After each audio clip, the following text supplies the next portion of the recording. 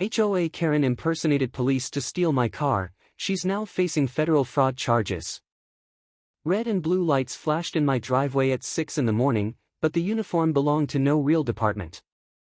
"Step away from the vehicle, ma'am," the woman barked, badge glinting under a street lamp that hadn't gone out yet. I froze. That badge was fake. That woman was my HOA president, Karen Whitfield. She'd just impersonated a police officer to have my car towed off my own driveway. Little did she know, my dashcam had been rolling the entire time. My name is Felicity Adair, and this is the story of how a tyrant in a visor destroyed her own empire. 6 months earlier, I moved into Brookhaven Estates chasing a quiet cul-de-sac and a fresh start. The lawns were manicured, the mailboxes matched, and every fence was painted the exact same beige.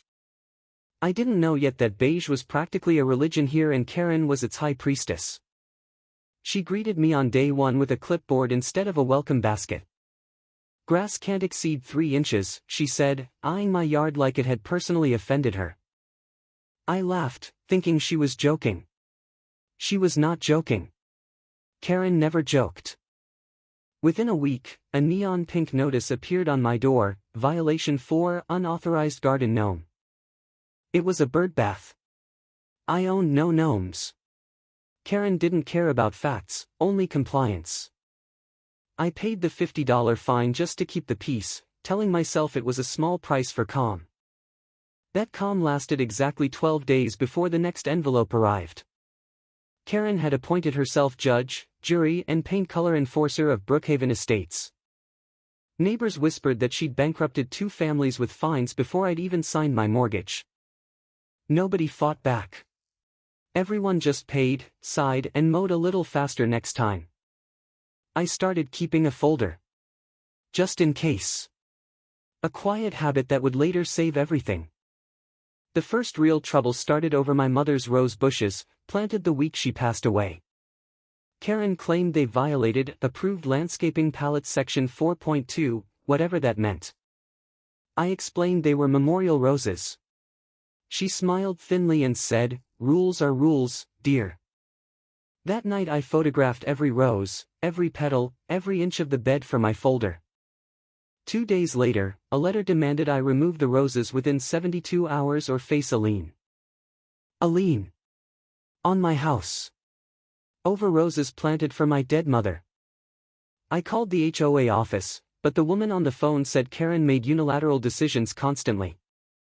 Apparently the board rarely met and Karen simply forged their signatures on approvals. I didn't have proof of that yet, but the seed of suspicion had already been planted. I decided that instead of yelling, I would document.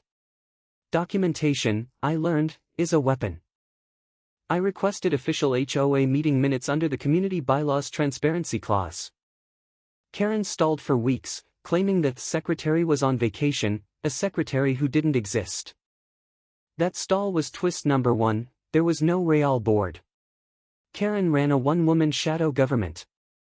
My neighbor, an elderly man named Walt, confided that Karen once forged his signature on a special assessment. Walt had paid $3,000 for a roof fund that no roof ever received money from. I began cross-referencing every fine, every fund, every emergency assessment against real bank records. Public HOA financial disclosures, it turned out, were a legal right I hadn't known I had. I filed a formal records request, citing state HOA transparency statutes by name and number. Karen responded with a nastier letter, accusing me of harassing volunteer leadership. The irony wasn't lost on me. I was gathering evidence, she was gathering enemies. The rose bush conflict escalated when a landscaping crew showed up uninvited at dawn. They weren't licensed contractors. They were Karen's nephew and his friend, wielding a shovel. I stopped them at the property line, phone recording, voice steady despite my pounding heart. "You have no legal authority to enter my yard," I said. They left, confused and empty-handed. That video went straight into my growing folder, now labeled Brookhaven Evidence. Karen wasn't finished. The next fine cited obstruction of HOA authorized maintenance. I appealed in writing, quoting the exact statute that required licensed contractors for HOA work. She never responded to the appeal. Instead, she doubled the fine out of spite. Something in me shifted that day. Quiet patience turned into quiet, calculated resolve. I started attending every so-called board meeting, even the ones held in Karen's living room. There, I watched her steamroll 2 elderly residents into signing blank compliance forms. Nobody else in that room seemed to know these forms could later be filled in however she liked. I asked to see the HOA's official charter. Karen claimed it was under legal review. Charters don't go under legal review for 8 months. That was twist number 2 forming quietly. I contacted the county clerk's office and requested the HOA's registered corporate documents. What I found stopped me cold. The HOA's official filing had lapsed 2 years earlier. Karen Whitfield had been enforcing fines under an HOA that legally no longer existed. Every fine, every lien, every violation was built on a foundation of nothing. I didn't confront her yet. I wanted more.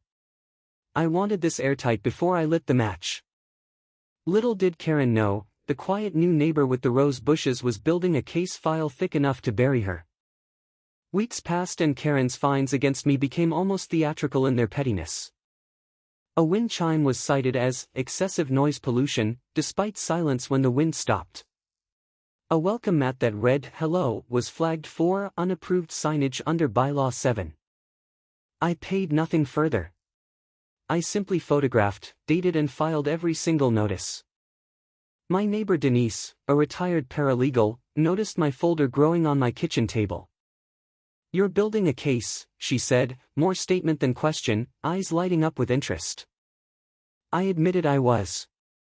She offered to help me organize everything the professional way.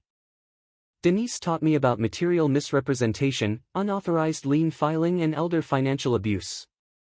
Suddenly Walt's forged roof assessment mattered legally, not just morally. We compiled a spreadsheet, dates, amounts, victims, and the expired HOA registration behind it all. Karen, oblivious, kept escalating, convinced no one in Brookhaven would ever push back. She posted a community-wide notice branding me a disruptive resident undermining neighborhood values. 073, that backfired. 3 other families quietly reached out, sharing their own unfair fines. One woman had been fined for a wheelchair ramp installed for her disabled son. That fine alone could violate federal fair housing law, Denise pointed out grimly. The folder was no longer just mine.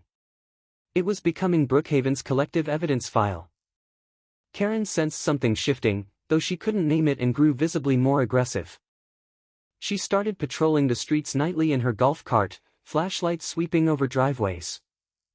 Residents joked she thought she was the sheriff of a beige-fenced kingdom. Nobody laughed the night she left a note on a teenager's car reading, "Towed if not moved." That teenager was disabled and had a legally displayed placard she chose to ignore. I photographed the placard, the note, and filed a complaint with the county's fair housing office. Karen's overreach was no longer petty. It was becoming a pattern of documented, targeted abuse. I met with a real estate attorney, bringing the folder, the spreadsheet, and Denise's notes. He flipped through the pages slowly, then looked up and said, "This is a lawsuit waiting to happen." He confirmed the expired HOA registration meant every fine collected was potentially fraudulent. "You could recover damages," he said, "but building the case properly takes patience." I nodded. Patience, after all, was the one skill Karen had unknowingly trained into me. We agreed to keep collecting evidence quietly rather than tipping her off with a lawsuit yet. Meanwhile, Karen's obsession with control tightened around Brookhaven like a shrinking noose. She proposed a new bylaw requiring board approval for any resident hosting more than 6 guests. Nobody voted on it because, of course, there was no legitimate board left to vote. Denise quietly recorded the meeting where Karen announced this rule as though it were law. That recording became evidence of a residence being governed by fabricated authority. My fines kept coming weekly now, almost like clockwork, almost like a warning. I paid a few, just enough to seem compliant, while secretly building the real case. Karen mistook my calm for surrender. That misjudgment was twist number 3 taking root. She grew bolder, entering my backyard once to inspect fence height, without any notice given. My security camera caught her stepping over my property line, tape measure in hand. Trespassing. Documented. Time-stamped. Filed neatly into the folder labeled Brookhaven Evidence. By month 4, the folder had grown into 3 thick binders and a shared cloud drive. Denise suggested we quietly reach out to the 7 other families Karen had wronged. One by one, they agreed to share their fine histories, receipts, and horror stories. A pattern emerged: elderly residents and disabled homeowners were targeted disproportionately. That detail alone could turn a petty HOA dispute into a serious fair housing investigation. My attorney confirmed it: intentional targeting could trigger federal civil rights violations. We started drafting a formal complaint to the State Attorney General's Consumer Protection Division. Meanwhile, Karen threw a Community Excellence Gala, awarding herself Volunteer of the Year. The irony of that plaque, paid for with fraudulent HOA fines, was almost too much to bear. At the gala, she gave a speech about protecting the integrity of Brookhaven's values. I clapped along with everyone else, my folder waiting patiently at home like a loaded weapon. A funny thing happened that night. Karen's nephew got drunk and started bragging. He mentioned, loudly, that Aunt Karen handles the HOA money herself, no oversight, easy. 3 witnesses heard it. Denise wasn't one of them, but she knew someone who was. That drunken slip became sworn statement number 1 in our growing legal file. The next morning, Karen posted a notice: Mandatory Beautification Fund, contribution of $500. No vote, no board approval, no explanation beyond necessary for community standards. Residents grumbled, but many paid, terrified of liens on homes they'd worked their whole lives for. I didn't pay. Instead, I filed a formal grievance citing the expired HOA registration outright. For the first time, Karen had to respond to something she couldn't simply intimidate away. Her response arrived 3 days later: a lien threat against my home for non-payment. This was the leverage point my attorney had been waiting for. Now we could act. We filed a cease and desist, formally notifying Karen the HOA's corporate status had lapsed. The letter cited state code, demanded refunds for illegally collected fines, and warned of litigation. Karen didn't respond to us. Instead, she doubled down publicly, calling me a troublemaker. She sent a community-wide email accusing me of spreading lies to avoid paying my dues. That email, however, was another mistake. It admitted, in writing, that dues were being collected. Denise forwarded it straight to our attorney, who smiled and said, "She just helped us." Karen's arrogance was becoming her greatest liability, and she had no idea. The temporary lull ended abruptly one Tuesday morning with a tow truck outside my house. A woman in a fake police uniform stood beside it, badge gleaming, voice commanding and cold. "Step away from the vehicle, ma'am," she said. It was Karen. In costume. Playing officer. My blood ran cold, then hot with disbelief, then sharp with sudden clarity. I didn't argue. I simply pulled out my phone and began recording, hands steady. "Are you a licensed law enforcement officer?" I asked calmly, camera rolling the entire time. She hesitated, just for a second, before insisting she had HOA-authorized towing rights. No such rights existed anywhere in any bylaw, real or forged, that I had ever read. The tow truck driver, sensing something was very wrong, quietly backed away and left. Karen, badge still clipped to her jacket, tried to physically block my driveway exit. I calmly called 911, reporting a woman impersonating a police officer on private property. Real officers arrived 12 minutes later, lights actually legitimate this time. Karen's face went pale as she realized her fake badge wasn't fooling anyone in uniform. "Ma'am, impersonating an officer is a criminal offense," the real officer said flatly. She tried explaining it was just for community authority purposes. The officer wasn't amused. They confiscated the badge, took my footage and informed her charges could follow. That moment, captured entirely on video, would become the centerpiece of everything after. Word spread through Brookhaven within hours. The golf cart sheriff had finally overplayed her hand. Neighbors who once stayed silent suddenly found their voices, calling, texting, sharing stories. Denise and I compiled everything: the fake badge, the forged signatures, the expired HOA charter. We handed the entire binder to the county prosecutor's office the following morning. The prosecutor's eyes widened as she flipped through years of documented, patterned abuse. "This isn't just fraud," she said. "This could be racketeering, depending on the scope." That word, racketeering, hung in the air like a verdict already halfway decided. Investigators subpoenaed Karen's HOA bank accounts within the week. What they found was staggering: over $180,000 collected in fines since the charter lapsed. Almost none of it went toward community expenses. Most flowed into Karen's personal accounts. The beautification fund, the roof fund, even the gala plaque, all paid by fraud money. Karen, meanwhile, insisted publicly it was all a misunderstanding between neighbors. Nobody believed her anymore. The evidence spoke louder than any speech she could give. A local news crew picked up the story: HOA president impersonates police, faces fraud probe. Suddenly Brookhaven Estates wasn't just a quiet cul-de-sac, it was a headline everywhere. Karen tried damage control, posting a tearful video insisting she only wanted order. The video backfired instantly when comments filled with other victims sharing their own stories. One woman commented about the disabled teenager's illegal tow threat. Another mentioned Walt's forged signature. The floodgates had opened and there was no closing them now. Federal investigators got involved once wire fraud was suspected in the HOA's banking activity. Using a false badge to intimidate a resident crossed state lines in digital communication too. That combination, fraud, impersonation, interstate wire activity, triggered a federal review. I sat in my kitchen one evening reading the news alert and simply exhaled for the first time in months. Denise poured 2 glasses of wine and said, "You did this." Quietly, patiently, "You did this." I reminded her it took a whole neighborhood of quiet, forgotten victims finally speaking up.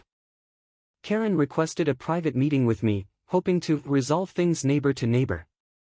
I agreed to meet, but only with my attorney present and a recorder running openly. She arrived without her usual clipboard, hands trembling slightly, voice softer than I'd ever heard. "I just wanted people to follow the rules," she said. "I didn't mean for it to go this far." I told her plainly, rules built on forged signatures and fake authority were never real rules. She had no answer for that. For the first time, Karen Whitfield had nothing to say. My attorney slid a settlement proposal across the table: full refunds for every wronged family. Karen refused, insisting she'd done nothing legally wrong, clinging to denial like armor. That refusal sealed her fate. Negotiation was over. Litigation and prosecution moved forward together. The federal case built quickly once investigators interviewed the other 7 affected families. Walt testified about the forged roof assessment, voice shaking but resolute on the stand. The disabled teenager's mother testified about the illegal tow threat over a legal placard. Each testimony added another thread to a case now impossible for Karen to escape. Prosecutors revealed Karen had been running similar schemes at 2 previous HOAs before Brookhaven. That was twist number 4, she wasn't a first-time offender. She was a repeat predator. Both prior communities had quietly settled complaints, never realizing the pattern would resurface. This time, there would be no quiet settlement. This time, cameras were rolling, evidence was airtight. Karen hired a high-priced defense attorney who tried to paint her as an overzealous volunteer. The prosecution simply played the dashcam footage of the fake badge number and all. The badge, it turned out, was purchased online from a costume retailer, twist number 5. Even her police vest still had the retailer's tag sewn into the collar, unnoticed by Karen. Jurors visibly reacted when that detail was read aloud in court, some shaking their heads. The financial records painted an even darker picture than the impersonation charge alone. Over 3 years, Karen had siphoned nearly $500,000 across multiple properties. Money meant for landscaping, security and community repairs sat instead in offshore linked accounts. That was twist number 6, and even her own defense attorney seemed stunned by the reveal. The trial stretched over 2 tense weeks, each day bringing another piece of damning evidence. I testified last, describing the roses planted for my mother and the fine that started it all. She turned grief into a violation notice, I told the jury, voice steady, eyes locked on Karen. Karen wouldn't meet my gaze. For once, the woman with all the answers had none. Closing arguments painted a portrait of a woman who mistook a clipboard for a crown. The jury deliberated for 6 hours before returning with their verdict. Guilty. Impersonating a police officer. Guilty. Wire fraud. Guilty. Forgery. Guilty. Extortion. The courtroom erupted in quiet gasps, then relieved, tearful applause from the victims present. Karen sat motionless, the golf cart sheriff finally stripped of every badge, real or fake. Sentencing came 6 weeks later, 8 years federal prison, full restitution, lifetime HOA ban. Restitution totaled $612,000, to be repaid to every family she had defrauded across 3 communities. Walt received his roof fund back, plus damages, enough to finally fix the leak she'd ignored. The disabled teenager's family received a formal apology and a substantial settlement besides. My rose bushes, still blooming, became something of a local symbol after the story spread online. A journalist wrote that they outlasted the woman who tried to fine grief out of existence. Brookhaven Estates dissolved its fraudulent HOA entirely and rebuilt with real, elected oversight. Denise was voted the community's first legitimate board president, with actual bylaws this time. I declined a board seat myself. I'd had enough of clipboards to last a lifetime. The federal case became a minor case study in HOA fraud prevention seminars statewide. Reporters occasionally still call, asking about the Rose Bush case that took down a fraud ring. I tell them the same thing every time: patience and documentation beat panic and shouting. Karen's nephew, the one who bragged drunkenly at the gala, later testified against her too. Family loyalty, it turned out, had limits when federal subpoenas started arriving at his door. The costume badge sold online now carries a warning label, some joke it was added because of her. Local news dubbed her the Beige Queen of Brookhaven, a nickname that stuck painfully well. I visited Walt one afternoon. His new roof gleamed under a sky finally free of golf cart patrols. Never thought quiet little you would be the one to end her reign, he laughed, shaking his head. I told him quiet people notice everything. We just wait for the right moment to speak. My attorney later told me the case set a small legal precedent on expired HOA fine liability. Other communities began auditing their own HOA registrations after the story went viral. Somewhere, I imagine, other Karens are quietly checking their own paperwork for the first time. The gala plaque Karen once awarded herself was auctioned off for charity by the new HOA board. It sold for triple its value, purely because of the story behind it, morbid curiosity and all. I kept one thing from the entire ordeal: the fake badge, released to me as case evidence. It sits in a drawer now, a strange little trophy of a war I never asked to fight. Some nights I still glance out my window, half expecting flashing lights that aren't really police. They never come anymore. Brookhaven is quiet now, the real, peaceful kind of quiet. My mother's roses bloomed again this spring, fuller than ever, unbothered by any clipboard. Justice, I learned, rarely arrives loud and fast. It arrives patient, documented and inevitable. Karen Whitfield now spends her days in a federal facility, far from any beige fence she once ruled. The price of her tyranny wasn't just prison. It was every neighbor she thought she owned. As for me, I traded a folder full of grievances for a garden full of peace. The rose bushes remain. The tyrant does not.